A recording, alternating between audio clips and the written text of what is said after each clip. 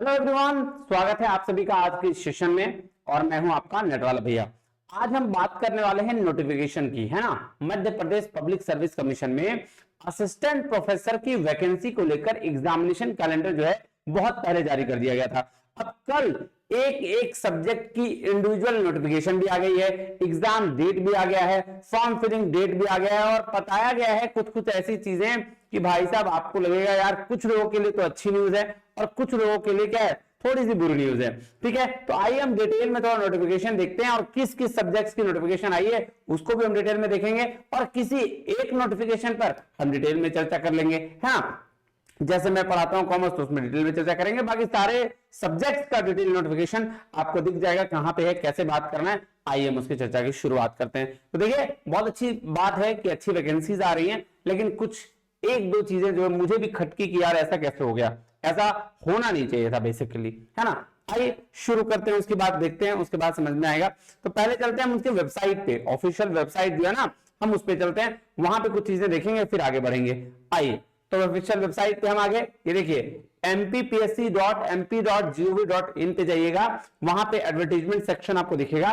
ठीक है, ये सारा स्क्रीन पे आपको दिख रहा है। अब उसमें एडवर्टीजमेंट नंबर में सीरियल नंबर है ना। मैं सीरियल नंबर आपको इधर यहाँ पे इसके सामने में सीरियल नंबर दिख रहा होगा। अब देखिए, आप ध्यान से देखिए, यहाँ पे एडवर्टीजमेंट है, हायर एजुकेशन डिपार्टमेंट में एप्लीकेशन है ना, अलग अलग पे। और ये एग्जाम नेम क्या है, recruitment advertisement for assistant professor computer application के लिए। तो कंप्यूटर एप्लीकेशन के है, लेबर डिपार्टमेंट के लिए है ना। फिर आप आ जाइए एजुकेशन में, किसका, केमिस्ट्री के लिए, बॉटनी के लिए, जियोलॉजी के लिए, फिजिक्स के लिए, फिर एजुकेशन मैथमेटिक्स के लिए, इकोनॉमिक्स के लिए, ठीक है, फिर पॉलिटिकल साइंस के लिए, हिंदी के लिए, ठीक है, फिर आप देखो कॉमर्स के लिए, है ना। तो कॉमर्स, इसी की बात हम करने वाले हैं, इसको हम देखेंगे इस सेक्शन। जैसे यहाँ क्लिक करिएगा तो आपको नोटिफिकेशन खुल के आ जाएगा। मैं अभी नीचे देख लेता हूँ, सर नोटिफिकेशन पे आता हूँ। ठीक है, फिर आप देखिएगा वैकेंसी किसके लिए, सर हिस्ट्री के लिए भी है, इंग्लिश के लिए भी।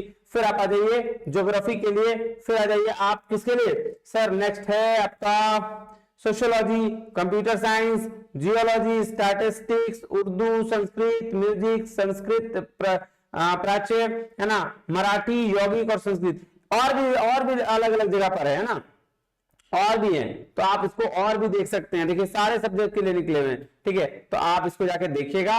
और देखिए किसके लिए, वेद के लिए, संस्कृत एस्ट्रोलॉजी के लिए। ठीक है, फिर इसके बाद क्या है सर, नेक्स्ट आपको दिखा दें सर, नेक्स्ट आप देख लीजिए, स्पोर्ट्स वाले ऑफिसर के लिए, लाइब्रेरियन के लिए, डेप्यूटी डायरेक्टर के लिए, सबके लिए वैकेंसीज निकली हुई है। तो हम आज जो चर्चा कर लेते हैं, एक चीज पर चर्चा कर लेते हैं, हमारी काम बन जाएगी। ठीक है, आ जाओ चर्चा कर लें सर, बिल्कुल चलते हैं। कहां करना है सर, बिल्कुल चर्चा कर लेते हैं, समझ में आ जाएगा, है ना। आपको दिख रहा होगा मध्य प्रदेश लोक सेवा आयोग, दिख रहा है सर, रेसिडेंशियल एरिया इंदौर। अब इसकी बात करते हैं कॉमर्स की, हम किसकी बात कर रहे हैं सर, कॉमर्स की। देखिए डेट तो सबका एक ही है, चेंज नहीं है, बस सीट चेंज होंगे। तो सीट आपको क्या करना है, ऑफिशियल वेबसाइट पे जाके अपने सब्जेक्ट की शीट देख लेनी है, बाकी डिटेल सारी वही है।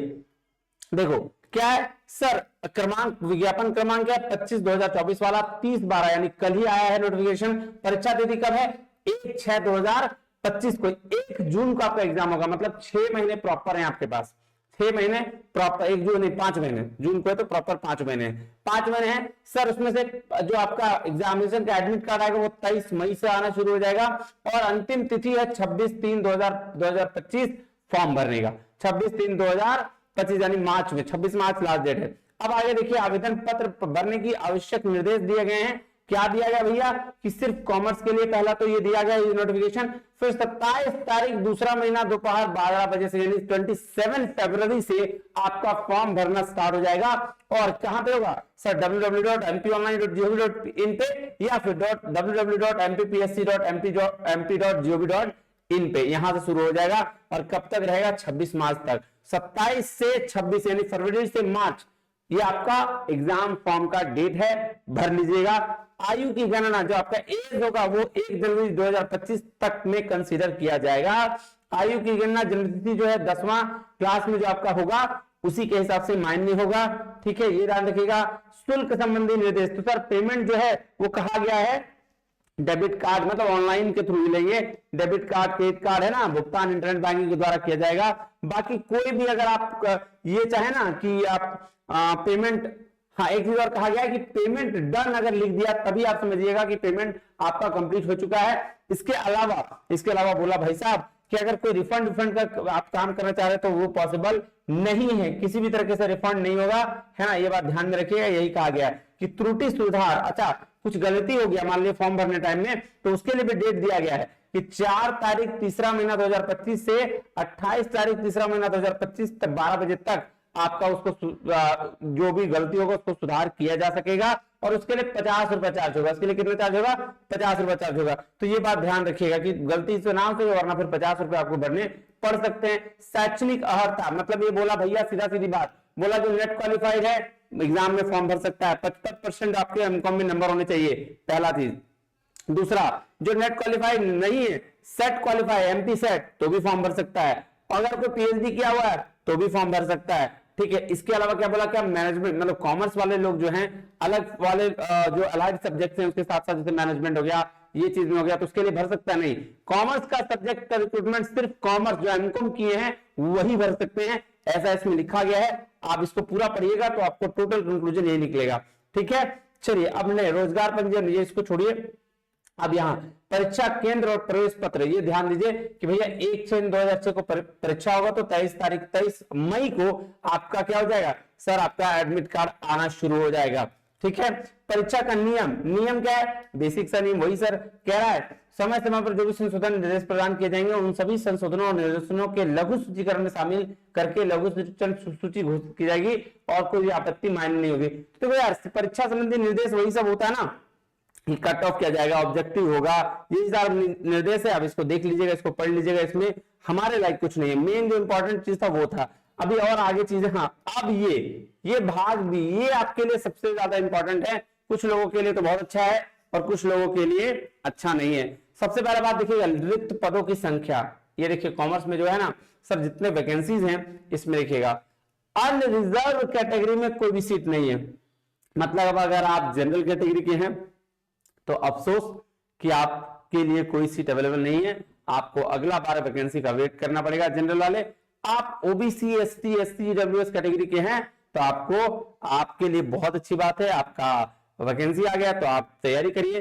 इसका मतलब सीधा सीधी एक बात हुआ कि अदर स्टेट के कोई भी लोग फॉर्म नहीं भर सकते, क्योंकि एसटी एसटी ओबीसी और ईडब्ल्यूएस जो है वो भाई साहब सीधा सीधी उसी स्टेट के लोग भरेंगे। तो एमपी वालों के लिए जो अदर देन जनरल हैं उनके लिए अच्छा न्यूज है, बाकी लोगों के लिए भाई साहब नहीं है न्यूज। अब आ जाइए नेक्स्ट सर, ये देखिए तो ये तो हो गया टोटल पद। इसमें से जो अतिथि विद्वान है, मतलब जो ऑलरेडी गेस्ट फैकल्टी में है ना, गेस्ट फैकल्टी में जो ऑलरेडी हैं उनके लिए भी सीट रिजर्व रखा गया है। उनके लिए भी ओबीसी में 16, एसटी में 7, एससी में 4 और ईडब्ल्यूएस में 2 सीट रिजर्व है। ये अलग बात मेरे को देखने को मिली कि जो ऑलरेडी रिजर्व सीट किन के लिए, गेस्ट फैकल्टी के लिए रखा गया है। जो ऑलरेडी एमपी मध्य प्रदेश में गेस्ट फैकल्टी होंगे उनको वहां रिजर्वेशन मिल जाएगा, ठीक है। और उसके बाद जो मूल निवासी हैं महिला मध्य प्रदेश के लिए, उनके लिए भी सीट है कि ओबीसी 22, एसटी 9, एससी 5 और ईडब्ल्यूएस में 2।